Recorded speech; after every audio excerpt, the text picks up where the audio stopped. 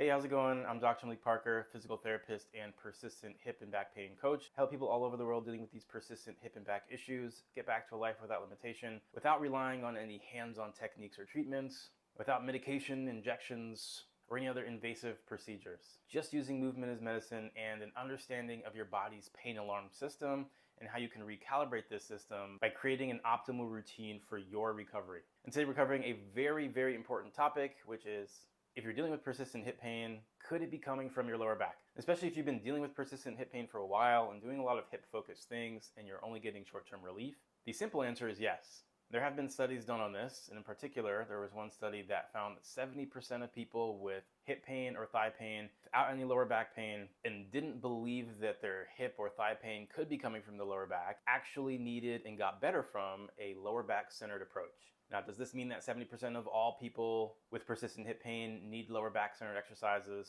No, of course not. There is no such thing as a perfect study. All studies have their limitations. However, it's been found in research, as well as in my years of experience, enough to the point where that you should always rule out the lower back as a potential source of your pain. And I myself even thought I was an exception to this. Dealing with hip issues and knee issues, thinking that there's no way it could be my lower back. Anytime my lower back hurt, it was after doing something I would expect it to hurt from, and it wasn't ever really that bad. But it turns out that was what I was missing, and that was why I stayed stuck on the cycle of feeling this temporary relief, focusing on glute strengthening, focusing on foam rolling, focusing on stretching, because I wasn't getting to the root of the problem. So if you've been dealing with persistent hip pain without any back pain, or even if your hip pain is just more present than your lower back pain, here are 4 signs you may need to focus more on your lower back. The first, your symptoms tend to change with posture. This means you'll feel it more if you're slouching, especially for longer periods of time, or sitting in a very rounded position like this. And this is actually putting more stress on the spine than it is putting on the hip. So if you do experience some more symptoms when you're in this position, even if it happens more immediately, you can test and change your posture to see if your symptoms change. The second sign is that your symptoms are influenced by bending and twisting.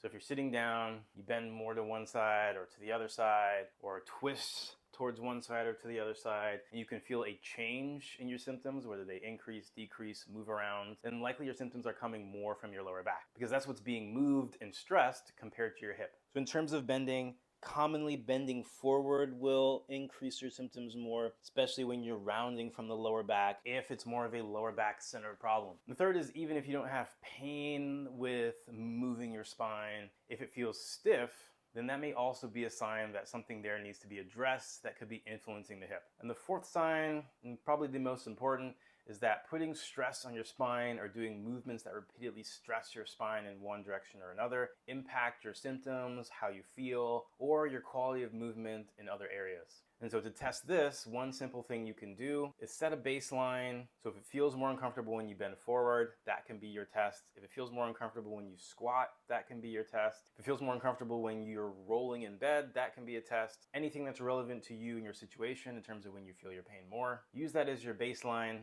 Then do 10 full spine extensions. You can do them in a cobra or a standing back bend and see how you feel during.